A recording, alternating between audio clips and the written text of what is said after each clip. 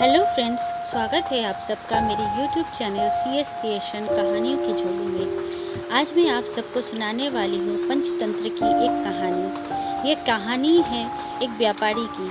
कहानी का नाम है व्यापारी का पतन और उदय। उम्मीद करती हूँ आप सबको ये कहानी पसंद आएगी। तो चलिए शुरू करते हैं।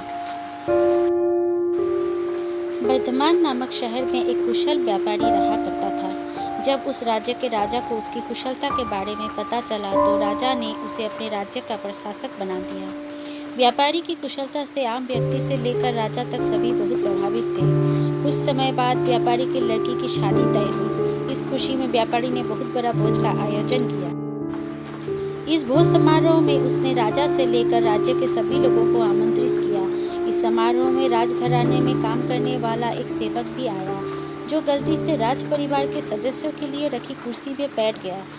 उस सेवक को कुर्सी पर बैठा देख व्यापारी को बहुत गुस्सा आता है। गुस्से में व्यापारी उस सेवक का उपहास कर समारोह से भगा देता है। इससे सेवक को शर्मिंदगी महसूस होती है और वह व्यापारी को सबक सिखाने के लिए ठान लेता है।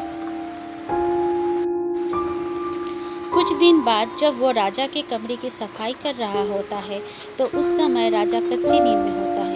सेवक मौके का फायदा उठाकर बड़बड़ाना शुरू कर देता है। सेवक बोलता है, व्यापारी की इतनी हिम्मत जो रानी के साथ दुर्व्यवहार करे।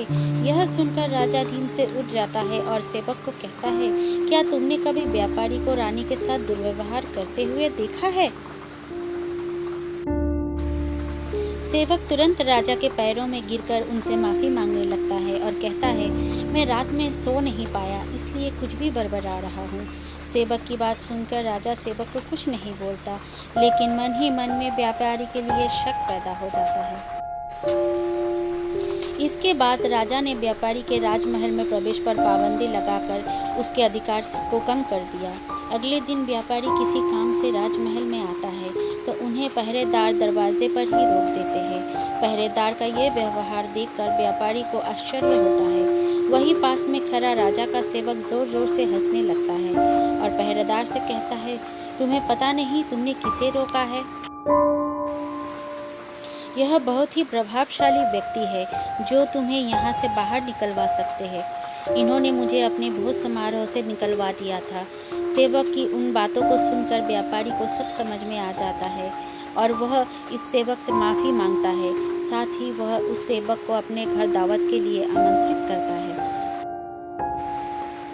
व्यापारी ने सेवक को बड़े विनम्र भाव से भोज कराया और कहा कि उस दिन जो भी किया वह गलत था। व्यापारी से सम्मान पाकर सेवक खुश होता है और कहता है, आप परेशान ना हो, राजा से खोया हुआ सम्मान आपको जल्द ही वापस दिलाऊंगा। उसके अगले दिन राजा जब कच्ची नींद में होता है तो सेवक कमरे की सफाई करते हुए फिर से बड़बड़ाने लगता है और कहता है, हे भगवान, हमारे राजा इतने भूखे होते हैं कि गुसलखाने में भी स्नान करते हुए खीर खाते रहते हैं। इस बात को सुनकर राजा नींद से उठकर सेवक से क्रोध में कहते हैं, मूर्ख सेवक, तुम्हारी इतनी हिम्मत कि तुम मेरे बारे में ऐसी बातें करो। राजा को क्रोध में देखकर सेवक पैर में गिरकर माफ़ी मांगता है और कहता है, महाराज, रात को मैं ठीक से सो नहीं पाया इसलिए कुछ भी बड़बड़ा रहा हूँ। फिर राजा सोचने लगता है, अगर ये सेवक मेरे बारे में ऐसा बोल सकता है तो उस व्यापारी के बारे में भी झूठ ही बोल रहा होगा। अगले ही दिन राजा ने व्यापारी को महल में बुलाया और उन्हें उनसे छीने हुए सारे अधिकार वापस दे दिए। भाव, हमें सभी के साथ सम्मान से पेश आना चाहिए, चाहे वह कितना भी बड़ा या कितना ही छोटा क्यों न हो।